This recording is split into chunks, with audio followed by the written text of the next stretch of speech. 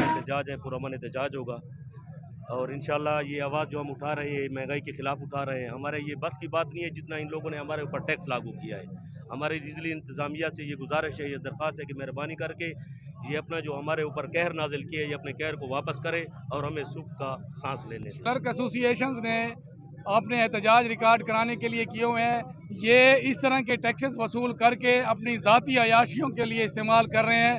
पाकिस्तान में जितने भी सरकारी मुलाजमीन हैं, ख़ुसूसी तौर पर क्लास 4 मुलाजमीन, उनको तनख्वाहें पिछले 4-4, 6-6 महीने में नहीं मिल रही। तो हम इस एहतजाज के ज़रिए ये भी मुतालबा करते हैं कि इस मुल्क के अंदर ड्यूटी करने वाले लोगों को तनख्वाहें फौरी तौर पे दी जाएं और अपनी अयाशियाँ बंद करें।